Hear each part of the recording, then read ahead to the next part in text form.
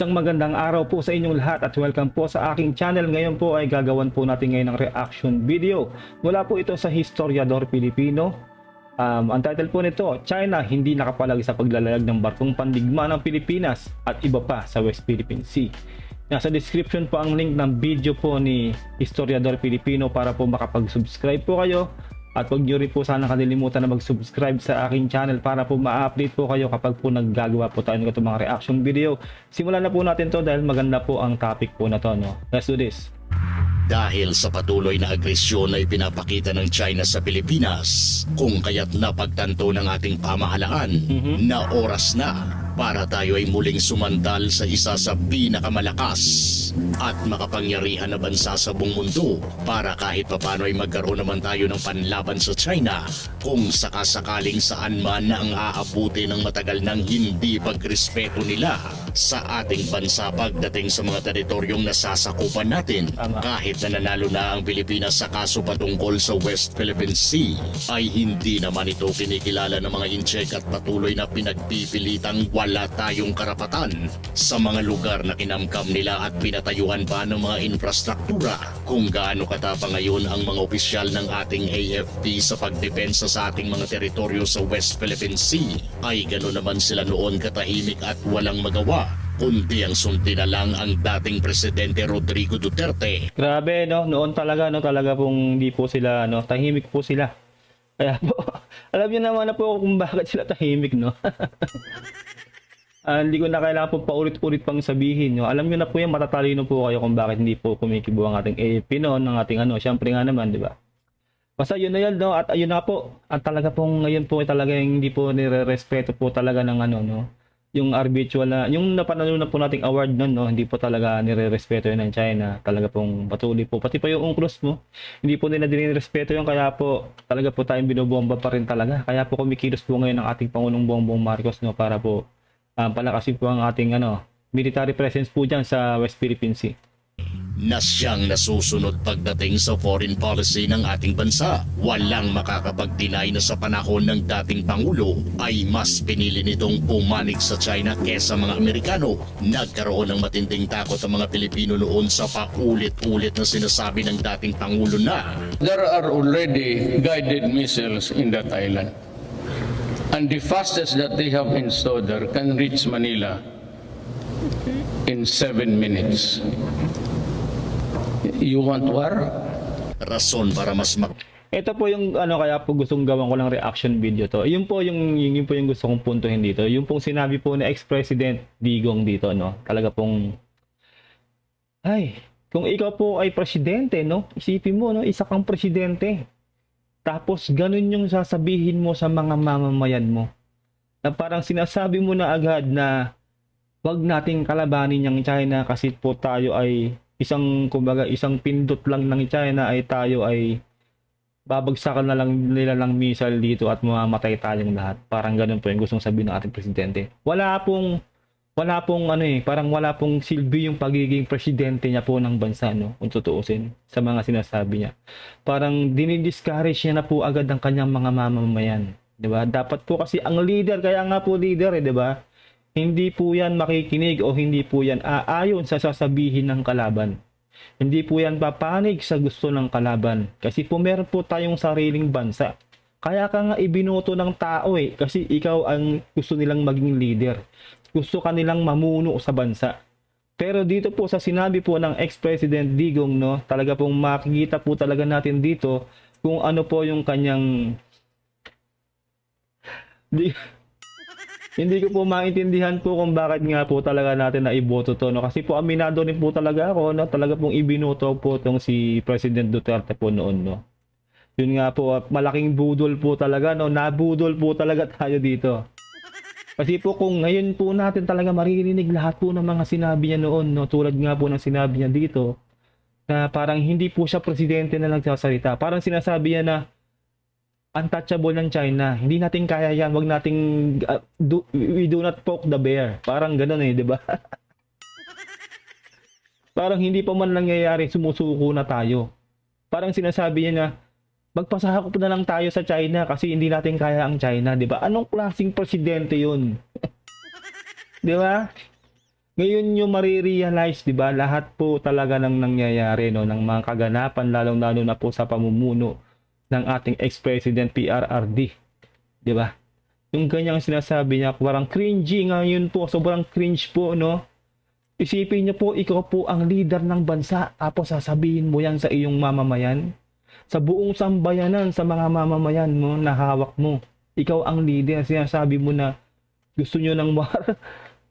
Isang pindot lang ng China, tups na tayo lahat. Parang gano'n ang sinasabi niya. Parang sinasabi niya na talagang nagko-concede na agad siya sa China. So, dito po natin malalaman talaga na wala pong bayag po ang gobyerno ng PRRD. Di ba po? Pero ngayon po ang ating President Bongbong Marcos, di ba? Against po dito sa ginagawa po ng China. Di ba po? Nagpapalakas po tayo, pinapalakas po ng ating Pangulong Bongbong Marcos ang ating sandatahang lakas. Di ba po? Nakikipag-alyansa po tayo sa iba't ibang bansa. Talaga pong lahat po halos ng bansa ay sinusuportahan po tayo. Pero po ito pong ex-president po natin, ulitin po natin no, para manamnam po natin ang kanyang sinabi. No? Kayo na po ang mag-decide. Di ba po? Sana po magising po kayo, no? Ako po ay lumalagay lang po sa tama. Kasi po lahat po tayo ay may mga utak po tayo. Kaya po tayo nabubuhay sa mundo. Meron po tayong sariling prinsipyo at pananaw, no? Gusto ko lang po ipakita sa inyo kung ano ang cause and effect po nito sa ating mamamayan. Lalo na po ngayon na meron po tayong tension dyan sa West Philippine Sea na kalaban po natin ng China. Kung ikaw po ay leader ng isang bansa, dapat bang sabihin mo ba to? Ulitin po natin to, no? Namnamin po natin lahat ang sasabihin. Ulit, dito po sa video na to ng ating ex-president. Ay gano'n naman sila noon katahimik at walang magawa, kundi ang sumti na lang ang dating Presidente Rodrigo Duterte na siyang nasusunod pagdating sa foreign policy ng ating bansa. Walang makakapag-deny na sa panahon ng dating Pangulo ay mas pinili nitong pumanik sa China kesa mga Amerikano. Tama. Nagkaroon ng matinding takot ang mga Pilipino noon sa paulit-ulit na sinasabi ng dating Pangulo na There are already guided missiles in that island. And the fastest that they have installed there can reach Manila in 7 minutes. You want war? rason para mas makampa.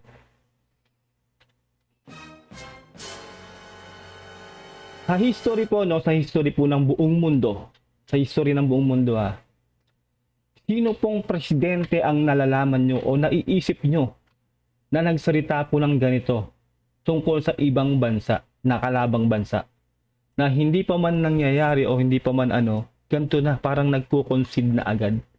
Diba, na hindi na agad pinakita sa kanyang mamamayan na kaya nating labanan ng kalabang bansa. Di ba po? Wala po sa history ng mga presidente po yata, kahit i-search nyo, no, na nagsasabi ng ganito. Na parang pinuri pa yung parang pinuri pa yung kapasidad ng China na kayang-kaya tayong bombahin ng isang bagsak lang ng ganon. Di ba? Hindi ka leader eh. Yung pananaw niya po ay hindi po pagiging isang leader ng isang bansa. Di ba po? Hindi po ganito dapat ang leader. Dapat po ang leader ay may paninindigan. Kaya ka iniluklok ng bayan para ipagtanggol ang iyong bayan. Hindi yung iparamdam mo sa iyong mga mamamayan, sa iyong nasasakupan na hindi natin kaya. Diba? Parang sinasabi niya na pagpasakop na lang tayo, hindi naman tayo mananalo. Diba? Ganun eh. Anong klaseng presidente yung magsasabi ng ganyan? Tanging po yata ang presidente lang po natin, no, ang nagsabi ng ganyan, ang ating ex-president na si PRRD. Sobrang nakakadismaya po, no? Sobra. Naku po, mag-isip-isip po kayo. Sana po ay wag po kayong magbulag-bulagan dahil sa mga po yung mga sinabi niya po nung siya po ay presidente pa. At kung ngayon po natin papakinggan ay talaga pong nakaka-cringe po talaga. Cringy po talaga. Kasi po nakakahiya po talaga yun. Di ba po? Saka po talaga po alam po natin na talaga pong nakapanig siya sa China noon, no? Talaga pong halos pinalayas po talaga ang US. Minumura-mura po ang US, di ba? Alam po naman natin ang ating ex-president na palamura po siya. Lahat po yan, minumura po niya, no? Para pong walang professionalism sa kanyang pamumuno, no? Real talk lang naman po kasi po ang pagmumura po ay inilulugar po yan kahit papano. Kasi po lalo-lalo po siya po ang leader po ng ating bansa, no? Kasi po, hindi po talaga maganda po yung ganun, no? Kumbaga, na ano po tayo sa hype, no? Yung hype nung, ano nung PRRD nun, diba? Nung Duterte, nun. Kumbaga, nasilaw tayo sa hype, kaya po siguro talaga po tayo ay nabudol po dito sa ating ex-president, no? Kayo na po bahala mag-decide kung hindi pa rin po kayo mako-convince, ay kayo na po yan. Wala na po ako magagawa. Basta po tayo ay ako po ay sumusuporta po ako sa tama, no? Sa isang pangulong meron pong paninindigan na ipaglaban po ang ating bansa, no? Tulad po ng paglaban ng ating mga bayani, no? Tulad po ni Jose Rizal, Andres Bonifacio, talaga pong namatay po sila sa ating bayan, sa pagtatanggol sa ating bayan. Ganun po dapat talaga. Hindi po yung ganito na halos po ibenta na po ang kaluluwa sa kalaban, no, sa bansang China. Diretso po natin to. Pante ang mga incheck na gawin ang gusto nila sa pinag-aagawang teritoryo dahil alam nila na hindi papalag ang Pilipinas. Sa kabilang banda ay may punto nga naman ang dating Pangulo na para masalba ang ating buhay ay huwag tayong gumawa ng bagay na ikagagalit ng mga incheck. At baka ano pa ang gawin nila sa bansa natin dahil siguradong wala tayong kalaban-laban. Pero marami naman ang hindi sang-ayon dito at naniniwala na hanggat mananatiling takot tayo sa China ay siguradong hindi pa rin sila titigil sa kanilang pang-aabusong ginagawa at darating din ang panahon na sasakupin nila tayo kaya mas mabuti na lang na lumaban kesa hayaan na lang manaig ang takot at magpapaya sa kung ano mang gustong gawin ng mga incheck sa Pilipinas. Yun nga po 'di ba? Yun po dapat yun Either way po kasi yan kay lumaban tayo, kay hindi talaga pong sasakupin tayo ng China. Kailangan po mas maganda po tayo ay pumalag. 'Di ba? Tulad po ngayon ang ginagawa po ng ating Pangulo. 'Di ba? Pangulong Bongbong Marcos. Isipin niyo talaga pong hindi po siya agree dito sa nangyayari, no? At talaga pong nakasuporta naman po maraming bansa. Although hindi naman po talaga dapat tayong dedepende lang dun sa mga bansa na yan dahil unang-una tayo po talaga ang magsasalba rin talaga sa sarili natin. Pero po nakikita po natin ng ating Pangulong Bongbong Marcos na lahat po ginagawa niya ng paraan, no? Pinapalakas po ang ating sandatahang lakas. Lahat po magkakaroon na rin po tayo ng submarine. Alam niyo po ba yun? Talaga pong on the way na po yan at talaga pong halos lahat po ng pinopostehan na po, no? Lalo po sa Batanes, meron na rin pong nakaposte po ng mga militar po doon. Talaga pong binabantayan po nila ang Batanes. Ang Palawan, lahat po, halos po ng mga island po natin, meron na pong bantay dyan. Kasi po kung sakali po mag-spark nga po ang gera, no? Talaga pong kailangan nakahanda po tayo. Pinapalakas po lahat ng mga equipment po natin, lahat po ng mga vehicle, mga eroplano, helicopter, lahat po yan. Talaga pong pinapalakas po o nandadagdag po ang ating Pangulong Bongbong Marcos ng mga equipment na yan para po kung sakasakali po mag-spark po ang gera, meron po tayong panlaban. Ganun po dapat ang Pangulo. Hindi po yung hindi pa man nangyayari ay nagko-concede ka na, sumusuko ka na agad. First time nga yata talaga sa historya na may presidente nagsabi ng ganyan. Kumbaga hindi mo man lang binigyan ng pag-asa yung yung mga mamamayan mo. 'Di ba? Parang tinatakot mo na agad. 'Di ba? Anong klaseng presidente 'yon na magsasabi ng gano'n? Nako, makukonsumi lang po tayo. Talaga pong iisipin lang po natin yung mga sinasabi po ng ex-president natin. Sobra, ewan ko na po sa inyo. Ay nako, sarado na po talaga ang utak nyo kung talagang maniniwala pa rin po kayo, no?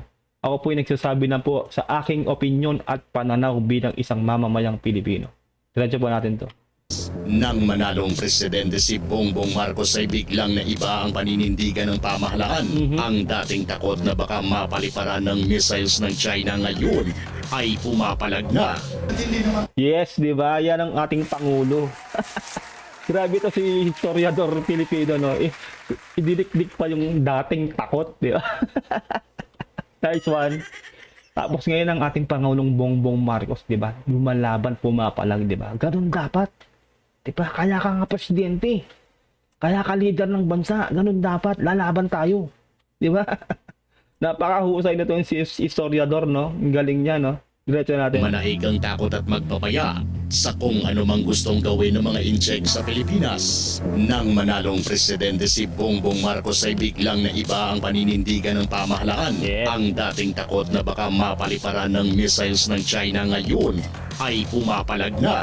Hindi naman maaari na lalagyan ng barrier na gano'n at maliwanag naman ay nasa loob ng Pilipinas yan. Hindi tayo naghahanap ng gulo. Basta gagawin natin, patuloy natin ipapatanggol ang Pilipinas, ang maritime territory ng Pilipinas, ang karapatan ng mga fisherman natin na mangisda doon sa mga areas kung saan sila nangingisda. Di ba sa mga sinasabi ng ating present president no na si President Bongbong Marcos, mararamdaman mo na mayroon kang presidente na may concern sa iyo. Di ba? Yung mga mangingisda natin nabanggit niya, di ba, na kailangan maprotektahan tayo lahat. Di ba? Lalo diyan sa West Philippine Sea. Di ba? Yun ang presidente, ganun dapat ang presidente. Di ba? Kaya hindi po tayo nagkamali no na binoto ang ating Pangulong Bongbong Marcos dahil ganito po siya. 'Di ba? Ito lang yan no, hindi man tayo physical na lumalaban sa China. 'Di ba? Hindi tayo nakikipag-water cannon sa kanila no ng back and forth. Lumalaban tayo sa legal na paraan. 'Di ba? Sa international law, 'di ba? Doon tayo lalaban sa legal. Kasi doon po talaga, pag doon tayo lumaban, talaga po talagang mananalo tayo. Di ba, magagather na lang tayo ng mga ebidensya na tayo ang hinaharas ng China o binubuli ng China. So pagka isinalpak yan doon sa international law, talo talaga yung China. Lalo po ngayon, no, talaga pong nasa atin po ang simpatya ng lahat ng bansa halos. Padami na po ng padami ang talaga pong sumusuporta po sa Pilipinas sa ginagawa po ng China. At uulit-ulitin po sa inyo, no, hindi po basta-basta po pwedeng magdeklara ng gera ang China. Kasi unang-una po, bagsak po ang kanilang ekonomiya. At kung sila po ay magdedeklara ng gera po, mapiprease po lahat ng kanilang mga assets. Lahat po yan. Taga pong mapipilay po ang kanilang ekonomiya talaga lalo pag nagsimula sila ng gera. Ganun po yun. Hindi po pwedeng basta-basta. Kasi po, di ba, ito, uulitin ko ulit, no, napakaliit pong bansa ng Taiwan. Ang tagal na po ng sigalot nila. Ang Taiwan po ay pumapalag talaga na wina-water cannon din sila, tinataboy sila dun sa teritoryo ng Taiwan. Pero ano? Ginera ba ng China? Hindi. Malaki pa po ang ating Luzon, no? Ang ating Luzon sa Taiwan. Pero hindi po nila magera-gera ang Taiwan. Tandaan nyo po yan. Kaya po ang China ay ampaw po yan, no? Nananakot lang po sila. Ganun po. Kaya wag po tayong maniniwala na basa-basa lang tayong magigera ng China. Pero po syempre ang ating presidente, syempre po advance po mag-isip, talaga po ngayon po nagpapalakas na po tayo ng ating sandatahang lakas. Kasi po, hindi po natin din masasabi, di ba, kung talaga pong saan pupunta ang istorya na to, ang sigalot na to dyan sa West Philippine Sea. Mas maganda na po yung handa. Ganun po ang presidente. Di ba? Hindi po yung hahalik po lang sa puwet ng kalaban. Naku, grabe. Napakatindi po nun, no? Nakakalungkot po lang talaga na talaga pong nabudol po talaga tayo ng ating ex-president, no? Ang ating Pangulong Bongbong Marcos po talaga ngayon po yung napaka-husay pong presidente. Mararamdaman mo po na meron ka pong leader, no, na nagtatanggol po sa ating bayan. Na mangisda doon sa mga areas kung saan sila nangingisda. Pinalakas pa lalo ng Administrasyong Marcos ang EDCA o Enhanced Defense Cooperation Agreement ng Estados Unidos at Bansang Pilipinas. Ang kasunduang ito ay nagpapahintulot sa tropa ng mga Amerikano na may istasyon sa Pilipinas at magpatayo at magpatakbo ng mga pasilidad gamit pangyera para sa mga Amerikano at Pilipinong sundalo. Hindi nakapaloob sa kasunduan na ito ang pagkakaroon ng permanenteng base militar ng mga Amerikano. Pero ganun pa man, ay inalmahan pa rin ito ng mga makakaliwa na ayaw makitang may mga dayuhang sundalo sa ating bansa. 2015, 8 mga lokasyon ang hiniling ng mga Amerikano na temporaryo nilang lalagyan ng kanilang mga pasilidad. Ito ay ang mga lugar ng Subic at Clark. Ganun din sa ilang area sa Luzon, sa Cebu at sa Palawan. Yes. March 19, 2016, nagkasundo ang Pilipinas at Estados Unidos para sa 5 EDCA sites pero nadiskaril ito nang pumasok na si FPRRD bilang presidente noong June 30, 2016, January 30, 2019, nang muling nabuhay ang kasunduan ng Amerika at Pilipinas at natuloy na ang 5 EDCA sites. February 2, 2023. Apat pang mga lugar ang dinagdagan ng presensya ng mga pasilidad ng mga Amerikano. Ayos. Ito ay sa Balabac Island sa Palawan, Camp Melchor de la Cruz sa Gamo, Isabela, Lalo Airport sa Lalo, Cagayan, at Naval Base Camilo Osia sa Santa Ana, Cagayan. Kinabahan ng mga gobernador ng Isabela at Cagayan dahil ang lugar nila ay malapit lang sa Taiwan kung saan posibleng maging target umano sila ng mga incheck kapag sumiklab na ang paglusob ng China sa Taiwan. Ito no, isipin nyo no, napaka-imposible nga niyan. Sinasabi ko kanina no, na yung malulusob ng China yung Taiwan. Kasi matagal na po yan eh, hindi po nangyayari. At yun nga po no, kung iisipin nyo no, paano na lang po kaya no, kung talagang hanggang ngayon po ang presidente po natin ay si PRRD. Ano na po kaya ang mangyayari sa Pilipino no? Ano na po kayang ano no, nangyayari sa bansang Pilipinas? Siguro po tayo po talaga ay probinsya na po ng China. Ay grabe. Kung mai-imagine nyo po no, talaga pong ano, siguro po talaga pong paglabas mo pa lang ng bahay mo ay may marami ka ng kapitbahay na incheck. Ngayon nako, talaga po siguro magpapasakop na tayo sa China niyan no. Kung talagang ano, talagang si PRRD pa rin ang ating presidente. Sobrang nakakalungkot po 'yun no. Parang nawalan po tayo ng identity dito po kung talaga pong siya pa rin po talaga ang ano, namumuno sa ating bansa. Kasi unang pasok pa lang po niyan sa pagiging presidente, talaga pong pinaalis niya na po talaga yung mga US eh. Talaga pong in-embrace niya po talaga ang China. Talaga pong pro-China po talaga ang ano, ang pamamahala po ng ano, ng ex-president PRRD. Ang hirap pong isipin no na ganun po yung mangyayari. Kaya po buti na lang po talaga at meron po tayong bagong pangulo ngayon, Pangulong Bongbong Marcos na meron pong paninindigan. No, Tatak Marcos po 'yan no, kahit po ang ating Pangulong Ferdinand Marcos Sr. ganyan din po. Meron pong pangil, may pangil po ang presidente po na senior at junior no. Talaga pong hindi po 'yan padadaig, hindi po 'yan papasakop basta-basta. Talaga pong gagawin po ng lahat para po ilaban po ang ating bayan. Labis ring ikinabahala ng China ang pagdami ng EDCA sites sa Pilipinas at paulit-ulit nilang sinasabi na mas lalo lang itong gagawa ng tensyon sa pagitan ng China at Pilipinas. Sinagot naman ito ni Pangulong Marcos at sinabi na hindi hahayaan ng Pilipinas ang Estados Unidos na gamitin ang mga pasilidad nila dito sa atin para magsagawa ng pag-atake sa China. Diba, ang ating presidente ay mautak. Hindi yan basta-basta yung parang, sige, punta kayo dito para ganyan. Mag-station kayo dyan ng permanente. Hindi ganon, diba? Merong ano yan eh, merong written agreement yan. At talagang ano, susunod dyan sa batas talaga. No? Talagang hindi tulad dati talaga na may mga base militar na po talaga tayo dito na matagal po nun, diba? Na nung naging presidente po yun si President Joseph Estrada, na pinaalis nga po talaga mismo talaga nun yung ano, yung mga base ng US noon, 'di ba? Pero po dito po sa pamumuno ng ating Pangulong Bongbong Marcos, hindi po ganoon, no. May agreement po 'yan, no. And which is maganda rin po yung ginawa po ng ating Pangulong Bongbong. Sakaling mag-umpisa ang gulo, Hindi tayo papayag na gamitin ang mga bases natin para sa kahit anong offensive na Yes. action. Ito ay para lamang tulungan ang Pilipinas kapag Yes. nangangailangan ng tulong ang Pilipinas. Kaya kung wala namang sumusugod sa atin, Yes. hindi na sila kailangan mag-alala dahil hindi naman sila natin lalabanan. 'Di ba? Isipin niyo yung utak ng ating presidente, no. Napakatalino po ng ating presidente. Saan ka makakahanap ng ganyang presidente? 'Di ba? Sa panahon po ngayon, ha? 'Di ba? Sa lahat po halos talaga ng naging presidente po ng Pilipinas, no. Pero na lang po din sa ating ano president senior no na Ferdinand Marcos no. Isa rin po yung talagang hindi wala pong tatalo po talaga rin doon eh. Ito po ang kanyang anak no. Nakikita niyo po yung resemblance ng pagiging ano no, pagiging Marcos. Talagang ano, mautak po ang ating presidente no. Tama nga naman siya, 'di ba?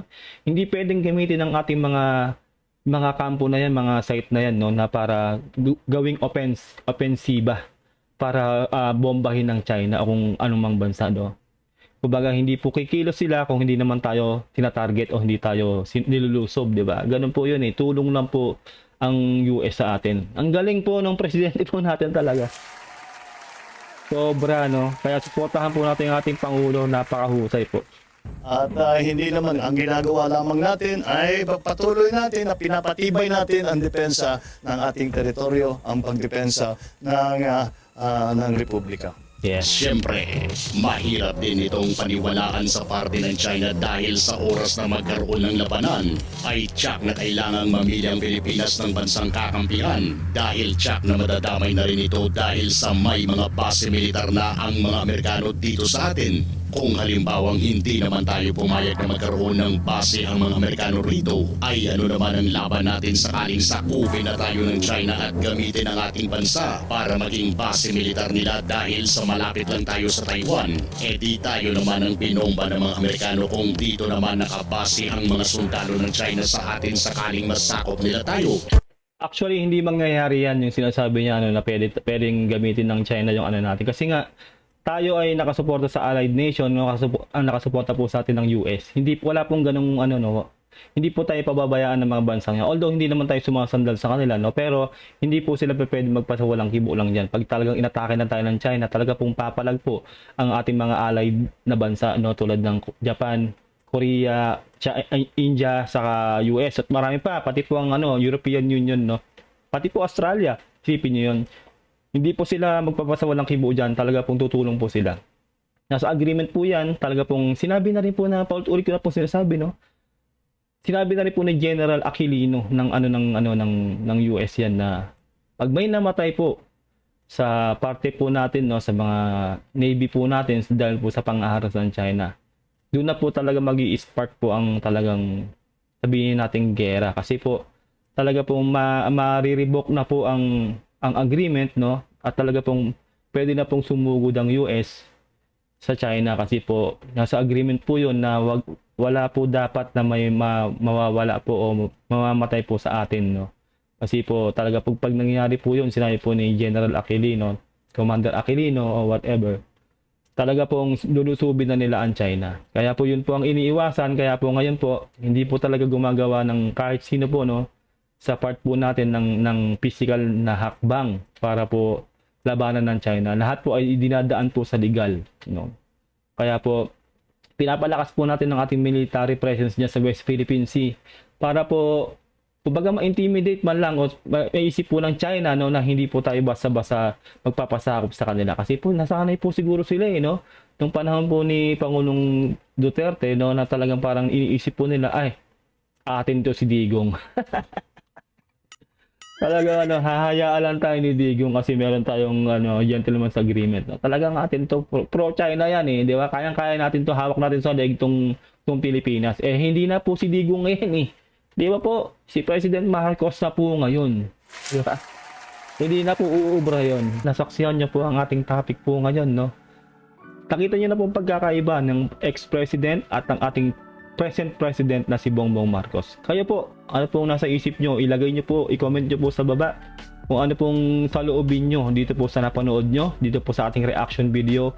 Huwag nyo po sanang kanilimutan na mag-subscribe po kay Historiador Pilipino. Nasa description po ang link na kanyang video para po makapag-subscribe po kayo sa kanyang channel. At huwag nyo rin po sanang kanilimutan na mag-subscribe po sa aking channel para po ma-update po kayo kapag po naglalabas po tayo ng itong video. Huwag nyo rin po sanang kanilimutan na i-like po itong video to para po makita pa po ng maraming tao ang ating mga video. Para po mas marami pa pong mamulat sa katotohanan sa nangyayari po sa ating bansa. Ingat po kayo lahat. Until next time, God bless and peace out. Bye.